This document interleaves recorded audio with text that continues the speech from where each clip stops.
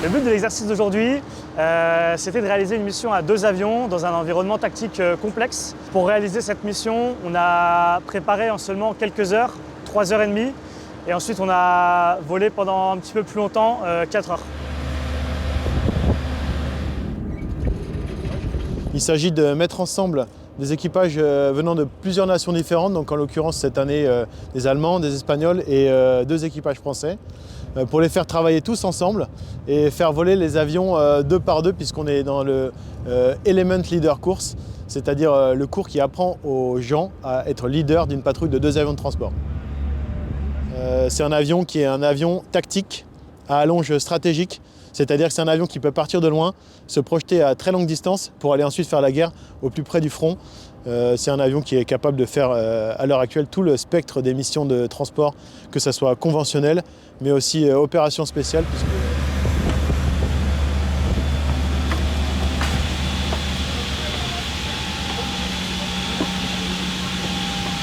On a vraiment tout le spectre de ce qui peut composer un avion de transport tactique, c'est-à-dire du posé d'assaut, du largage de personnel, de matériel, du ravitaillement en vol, du travail avec les chasseurs, du travail en haute intensité, l'emploi d'autoprotection.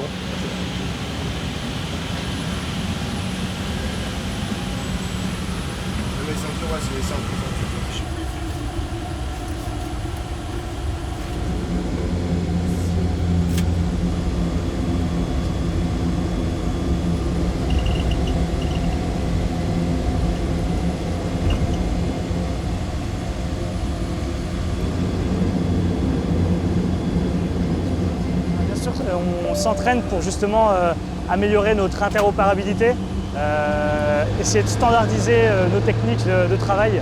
Et c'est ce qu'on fait pendant cet exercice. Cet exercice il s'est déroulé sur 2 semaines. On est à la fin de cet exercice maintenant et on voit déjà qu'on a réussi à s'améliorer et à communiquer de manière plus efficace entre les différentes nations.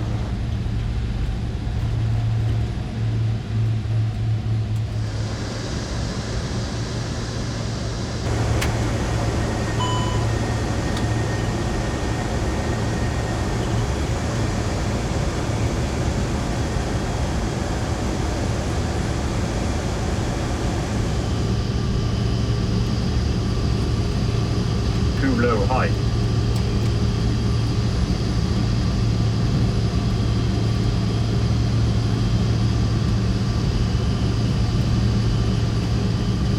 $100,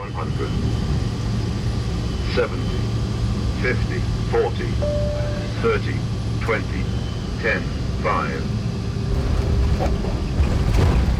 Le but pour nous, c'est de s'entraîner et de faire un effet de masse avec 2 avions dans un temps assez contraint. Donc on peut faire du parachutage à 2 avions, espacés seulement de 20 secondes, et aussi des posées d'assaut sur des terrains très rapprochés l'un de l'autre. V1.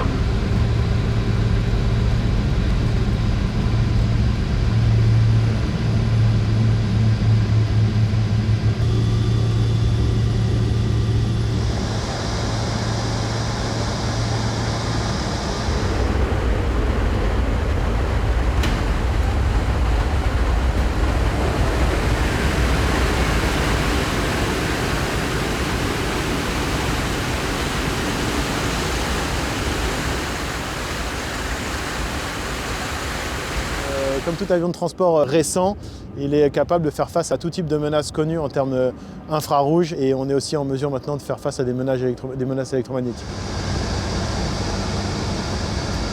1000.